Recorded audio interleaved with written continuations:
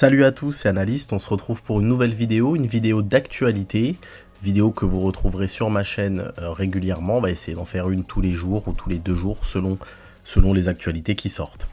On va commencer aujourd'hui en parlant du plan de viabilité du club, donc le plan que le club a présenté à la Liga pour lui permettre l'enregistrement des nouveaux contrats, donc celui d'Araujo, Baldé, Gavi notamment, et de sortir du fair play financier pour être soumis cet été au 1 pour 1. Donc le 1 pour 1, ça veut dire que pour chaque euro économisé, je la fais très simple, hein, je reviens pas sur le fair play financier et je rentre pas dans les détails.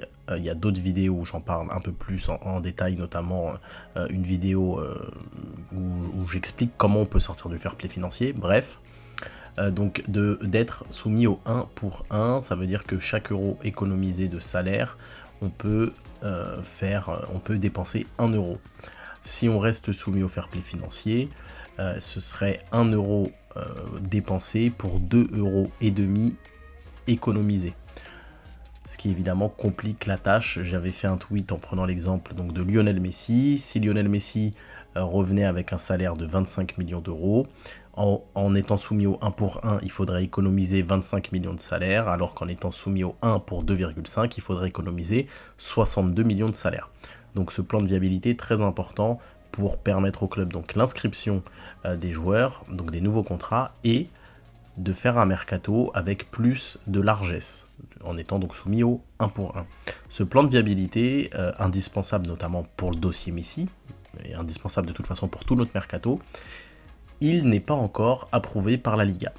Alors, la problématique, c'est que des journalistes, je pense à Gérard Romero notamment, mais d'autres aussi, disaient que ce plan avait été approuvé depuis plusieurs semaines et que le Barça pouvait donc faire son offre à Messi, etc., etc. Force est de constater que non, le plan n'a pas été approuvé il y a quelques semaines et il ne l'est toujours pas. Le club attendait à ce qu'on ait une réponse donc ce lundi, concernant une réponse officielle concernant ce plan, mais finalement la Liga aurait demandé 1 à 2 semaines supplémentaires pour donner sa réponse. Donc 1 à 2 semaines supplémentaires, c'est quand même, ça encore une fois, c'est un contretemps. Ça ne veut pas dire que le plan il ne sera pas approuvé, parce qu'à terme, je pense, en tout cas j'espère qu'il le sera approuvé par la Liga et qui nous permettra donc de faire un mercato un peu plus de façon plus simple, mais c'est un contretemps, c'est-à-dire que par rapport aux prévisions du club, il y a un hic, et ce hic là il va forcément rendre difficile certains deals. Je pense notamment au deal Lionel Messi, puisque Messi, et c'est logique, il y a 2 ans, lors de sa vraie fausse prolongation, c'est un petit peu ce qu'il a subi. Voilà, attendre semaine après semaine, oui, cette semaine ce sera bon, la semaine prochaine, puis celle d'après. Et là, c'est un petit peu la même problématique qui se pose. On était censé avoir une réponse il y a quelques semaines de cela, ensuite c'était ce lundi, et là finalement c'est dans 2 semaines. À voir ce que fera Lionel Messi.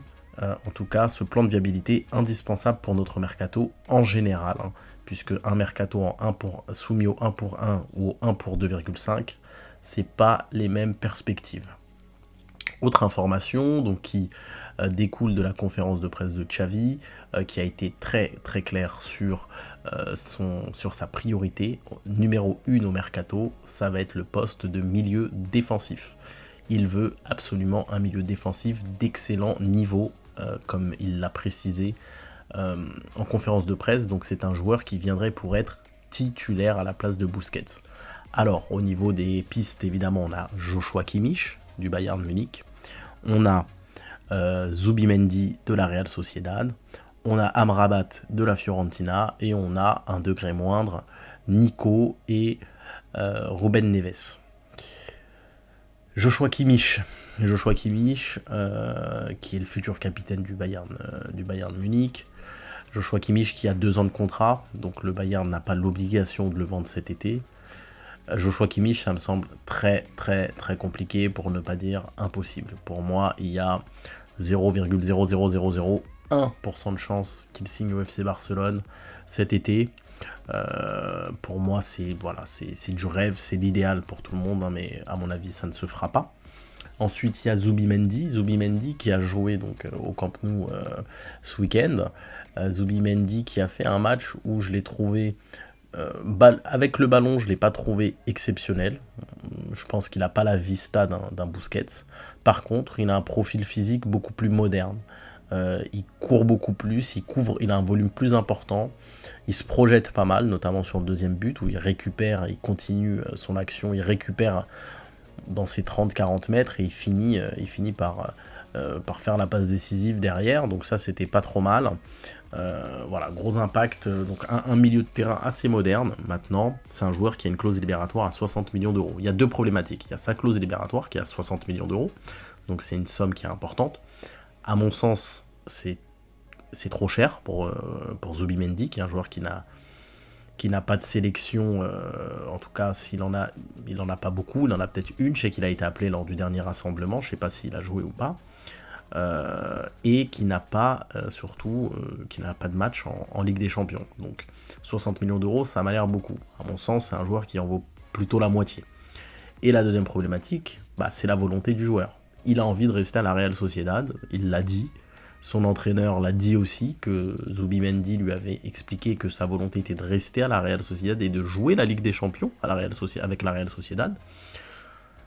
Moi, à mon sens, un joueur qui refuse, entre guillemets, le FC Barcelone, alors c'est louable d'aimer son club, la Real Sociedad, mais ça témoigne un petit peu, je trouve, d'un manque d'ambition sportive. Le remplacement de Busquets, le train Barcelone, il ne passera peut-être qu'une fois. Un joueur, à mon sens, avec de l'ambition, même s'il aime la Real Sociedad, qu'il aime son club, il y va. Voilà. Donc moi, ça, c'est quand même quelque chose qui me dérange un petit peu dans la mentalité du joueur. Je salue la fidélité, mais le manque d'ambition, et pour moi, il faut beaucoup d'ambition et de caractère pour réussir au FC Barcelone, parce que il faut de l'ambition aussi vis-à-vis de la concurrence. Il y a énormément de milieux de terrain au Barça. Si tu n'as pas l'ambition de tous les manger, c'est compliqué de t'imposer. Alors qu'un Amrabat, pour moi, coche beaucoup plus de cases. Alors, il n'a pas de référence européenne, mais il a quand même une référence en sélection avec une très très grande Coupe du Monde. Au niveau tarifaire, on est plutôt sur du 25-30 millions d'euros. Et Amrabat, lui, au contraire de Zubimendi, il est prêt à tout pour signer au FC Barcelone. Et ça, cette ambition-là, cette volonté de venir et de réussir, pour moi, ça doit faire la différence. Donc on va voir lequel de ces joueurs-là viendra. Personnellement, je mets plutôt une pièce sur Amrabat, en n'excluant pas qu'il n'y ait pas de recrue également, puisqu'on sait que Ruben Neves a de très grandes chances de signer, peut-être Gundogan aussi, donc à voir si avec ces deux signatures, est-ce qu'on a encore de la place ou non. L'été sera long, on verra. En tout cas, ça se jouera entre ces trois joueurs-là, plus Ruben Neves qui devrait être une autre signature. Voilà pour l'actualité. Dites-moi dans les commentaires ce que vous pensez de la suite. Est-ce que vous êtes inquiet par le fait que le plan de viabilité ne soit pas encore accepté ? Qui vous souhaiteriez voir au poste de sentinelle la saison prochaine au FC Barcelone ? Et puis on se retrouve très rapidement pour une nouvelle vidéo d'actualité.